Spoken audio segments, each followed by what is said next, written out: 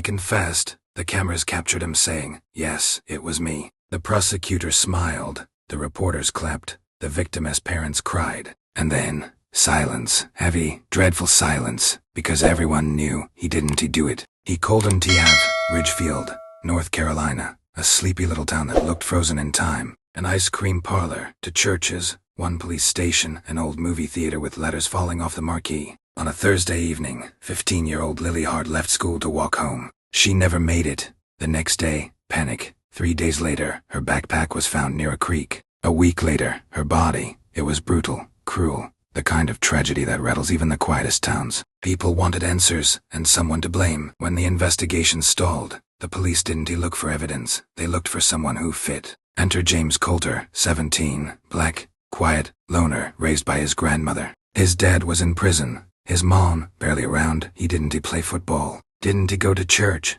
Didn't fit in. He became the easiest answer. Not because he was guilty, but because he was different. James was brought in for a quick talk. They told his grandmother, it has nothing serious. She let him go, not knowing he wouldn't return that night. He sat in that room for 9 hours. No lawyer, no food, no phone call. First they coaxed, then they pressured, then they threatened. We already know it was you. We have your DNA. Just tell us, and it'll be easier. And finally, broken and terrified, James whispered the words that would ruin his life. It was me. When the confession made the news, the town exhaled. But then, uncomfortable truths began to surface. James's fingerprints didn't match anything at the scene. The hair found on Lily's body was not his. He had a solid alibi, working with his uncle. He and Lily had never even met. Still, the police had what they wanted, a confession. The courtroom was tense. The judge was tired. The public defender was indifferent. The prosecutor, radiant. He knew he'd already won, the key evidence. That videotaped confession.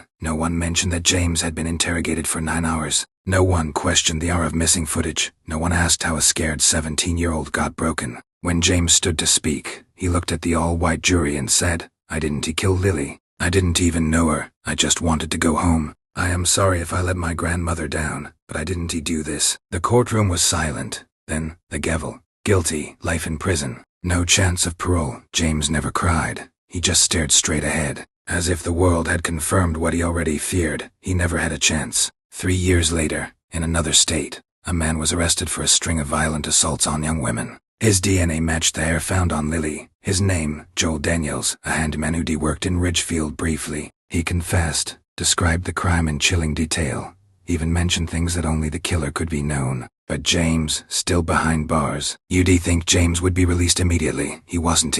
The prosecutor refused to drop the charges, said the original confession still had weight. It took 2 more years, public protests, a documentary, and a full-blown appeal for the court to finally say, wrong person, wrong life destroyed. James is free today, but freedom doesn't mean healing. He speaks at schools, he educates others about coercive interrogations, but the damage is deep. They didn't want justice, they wanted closure. And I was the easiest one to sacrifice. How many more? How many James Coulters are out there? How many confessions were forced out of fear, not guilt? This isn't a story about a flawed boy. It is about a system that punishes difference and calls it justice. And until that changes, no one is safe.